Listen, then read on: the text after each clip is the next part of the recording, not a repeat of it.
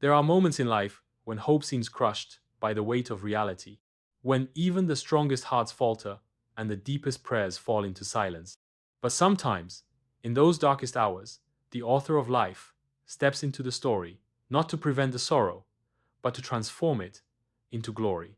This is the story of Lazarus, a man loved by Jesus, a man who died and yet lived again. In the small village of Bethany, nestled among the olive groves just 2 miles from Jerusalem, life moved at a slow, familiar pace. Stone houses lined narrow paths, and the scent of bread baking filled the warm air. Among the villagers were three siblings, Martha, Mary, and Lazarus, a family deeply cherished by Jesus. Their home was a place of laughter, hospitality, and faith, a rare refuge for the Son of Man during his long journeys. But peace would not last. A shadow was approaching, silent, unseen, weaving sorrow into their simple lives. One morning, before the sun had fully risen, a messenger hurried along the dusty road, heart pounding with urgency. In his hands, a simple message, but one heavy with fear. Lord, the one you love is sick. Miles away, Jesus sat among his disciples when the man arrived, breathless, covered in dust, eyes filled with desperation. The disciples stirred. Was this the moment? Would Jesus rush to heal Lazarus as he had healed so many strangers before? But Jesus' response was not what they expected. With calm certainty, he said, "This sickness will not end in death. No, it is for God's glory, so that God's Son may be glorified through it."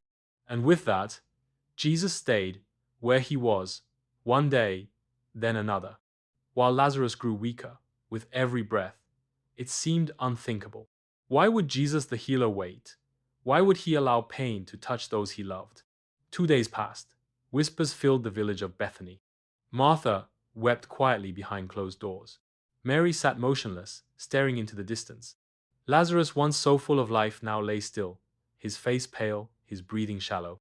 And when the end finally came, it was not with fanfare, but with a whisper. Lazarus slipped away, and hope seemed to die with him.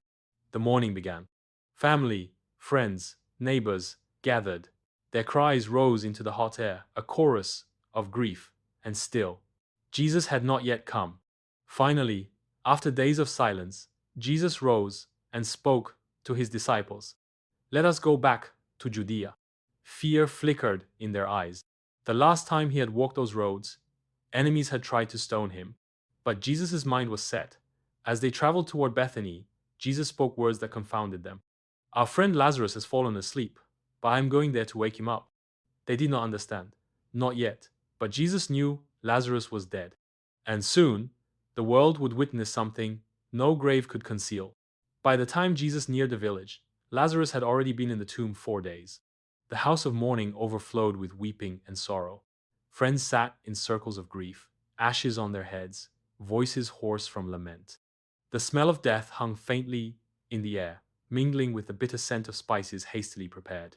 When Martha heard Jesus was coming, she ran to meet him, her heart torn between anger and desperate hope. Mary stayed behind, crumpled in grief, unable to face the road. The people whispered, "If only he had come sooner." Jesus approached the house. The weight of grief pressed down on him from every side. He saw the tears. He heard the sobs. And the Son of God, the Creator of life, was moved. Moved not just by the sorrow of losing a friend, but by the terrible price that sin and death had sown into the world he loved. And there, on the road to a tomb he would soon conquer, Jesus, the resurrection and the life, wept. The people saw his tears and whispered, "See how he loved him." But others murmured, "Could not he who opened the eyes of the blind man have kept Lazarus from dying?" Doubt and grief mixed together, thick as the heat in the air. At last, they led Jesus to the place of burial. It was a simple cave, sealed with a heavy stone. The tomb loomed silent and cold, a final, brutal wall between the living and the dead. Jesus stood before it, his face set with divine authority. "Take away the stone," he commanded. There was hesitation, fear. Martha spoke in protest. "Lord, by now there is a bad odor. He has been there 4 days." But Jesus answered with a promise not yet fully understood. "Did I not tell you that if you believe, you will see the glory of God?" The stone was rolled aside with a heavy grating sound. revealing the dark mouth of the tomb. The crowd held its breath. Jesus lifted his eyes toward heaven. In the stillness, his voice broke the silence, a prayer not of desperation, but of certainty, a prayer of alignment with the will of the Father. And then, in a voice that echoed across life and death itself, Jesus cried out, "Lazarus, come out!" For a heartbeat, there was only silence, and then movement, a rustling from within the dark, a shuffling of grave clothes, gasps and cries from the onlookers. From the shadows of death itself, Lazarus emerged, wrapped in strips of linen, his face covered by a burial cloth, alive. The impossible had become reality. Death had lost its grip, and Jesus, the resurrection and the life, had spoken a new beginning into existence. Tears turned to shouts. Grief gave way to stunned laughter. Some fell to their knees, praising God. Others ran, fearful of what they had seen.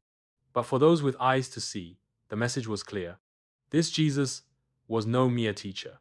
He held power over the grave itself. Yet, in the shadows, danger stirred. For the miracle that brought life to Lazarus also sealed the plot to take Jesus' life. The raising of Lazarus was not just a miracle of resurrection. It was a signpost pointing to a greater resurrection to come.